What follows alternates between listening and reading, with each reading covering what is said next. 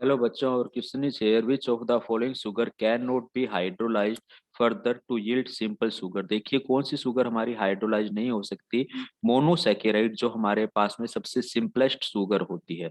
क्या बात कर रहे हैं? मोनोसैकेराइड जो हमारे पास में सबसे सिंपलेस्ट शुगर होती है, कांट हाइड्रोलाइज्ड, इसको हम और हाइड्रोलाइज नहीं कर सकते हैं।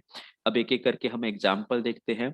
Ribo sugar, yes, ribo sugar हमारे पास में 5 कार्बन कंटेनिंग स्ट्रक्चर है और ये हमारे पास में एक मोनोसैकेराइड है और ये हमारे पास में सबसे सिंपल शुगर है, इसका हम हाइड्रोलाइजेशन नहीं कर सकते। तो हमारा राइट आंसर फर्स्ट ऑप्शन ही है, जिस शुगर को हम हाइड्रोलाइज नहीं कर सकते। और ये शुगर किसके अंदर मिलती है? आरएनए के अंदर हमें देखने को मिलती है और इसी की कैटेगरी की डीऑक्सीराइबो शुगर भी होती है। तो फर्स्ट ऑप्शन बिल्कुल सही है। माल्टोज तो हमारे पास में क्या है? एक डाइसैकेराइड है हमारे पास में। माल्टोज क्या है? एक डाइसैकेराइड शुगर है। सिंपल शब्दों के अंदर अगर हम बात करें तो माल्टोज के अंदर दो मोनोमर यूनिट होती है। एक तो हमारे पास में क्या होती है?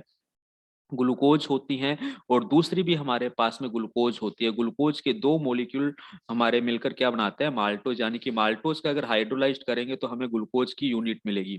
वहीं सुक्रोज की अगर हम बात करें तो ये भी हमारे पास में डाइसैकेराइड है। ये भी हमारे पास में क्या है?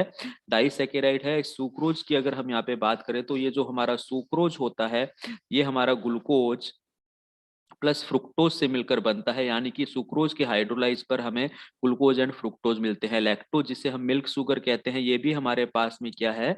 एक डाइसैकेराइड है। और इसको अगर हम हाइड्रोलाइज करते हैं लैक्टोज को, तो हमें क्या मिलता है? तो हमें ग्लूकोज मिलता है और साथ में हमें ग्लैक्टोज मिलता है। तो ये दो हमारे पास में क्या है? मोनोसैकेराइड यूनिट लैक्टोज से मिलती है। तो बाकी सबका हाइड्रोलाइज देखने को मिल रहा है, जबकि राइबोज का नहीं देखने को मिलता, क्योंकि ये मोनोसैकेराइड है। ऑप्शन ए बिल्कुल करेक्ट आंसर है। Thank you.